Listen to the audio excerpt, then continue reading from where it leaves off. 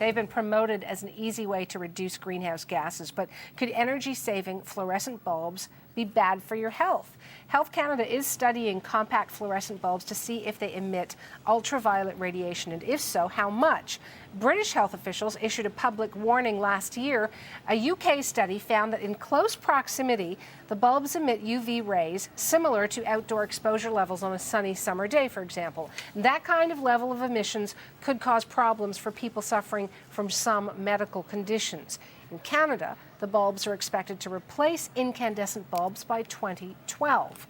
A lot of pressure to change to the new bulbs came from a group set up way back in 2004. It's called Project Porch Light, and Stuart Hickox is the executive director. He joins me now from Ottawa. Stuart, these concerns of UV emissions, ultraviolet emissions from these compact fluorescent light bulbs, how much of a concern is it?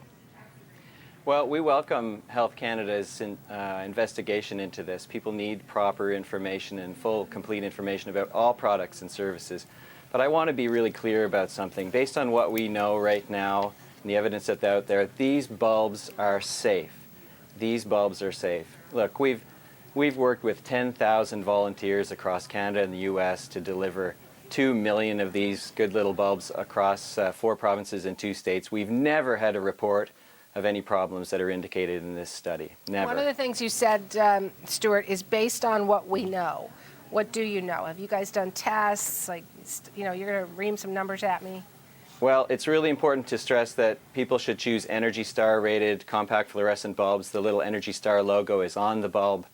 You buy brands that you recognize, you know, things like that. These are safe. They're very safe.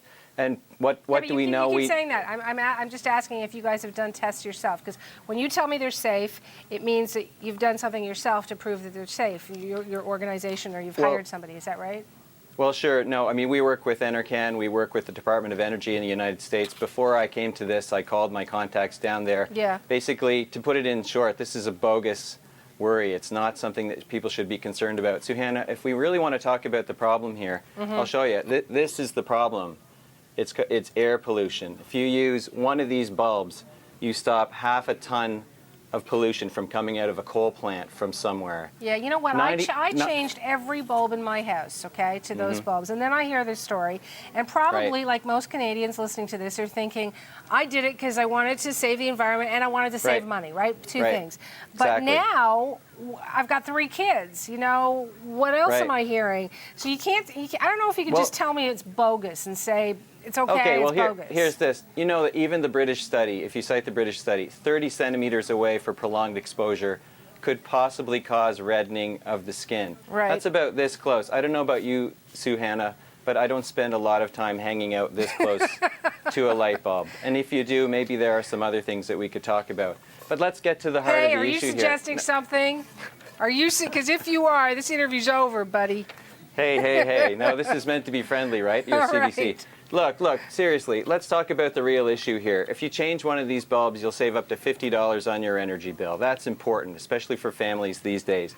You cut 1/2 ton of pollution. There's a lot more damaging stuff going out into the air from a coal plant, but the difference of electricity that's used between this and an incandescent light bulb, that's really important. You know, 9,500 people in Ontario every year die because of air pollution, smog and things like that. That's an Ontario Medical Association study, and it's a fact, not some speculation.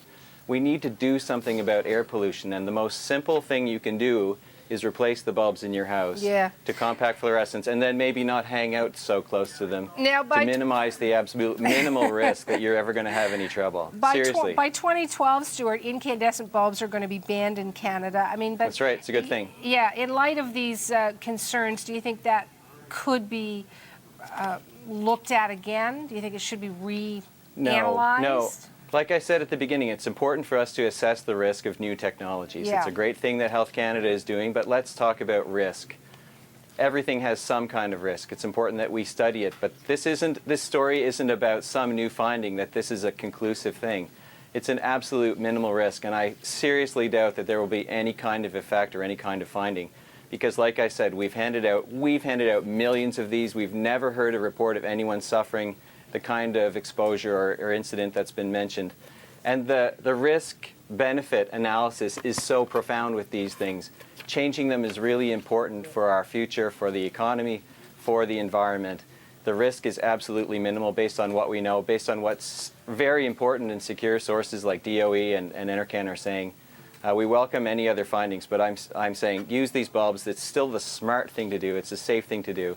Stuart, and we know, Suhanna, one more thing. I want to say one more thing. You put a bulb like this in someone's hand and you give them the opportunity to change it, they start to think of themselves a little differently. They start doing other things in their home to cut their energy use, to cut pollution, and that makes a healthier planet for all of us, and that's really what we need to do, is to make smarter choices. This is a smart choice. Have you called these British health officials, Stuart, because you're the kind of guy who would, and said, you know what, this is bogus? Well, bogus is a strong word, but you know, when I got that from Washington today, I thought, okay, that's what the Americans are saying. That's what I'm going to say to my friends across Canada. All right. I want to thank you, Stuart Hickox, for taking the time to talk to us. Good to have you. Thanks for having me on. All right.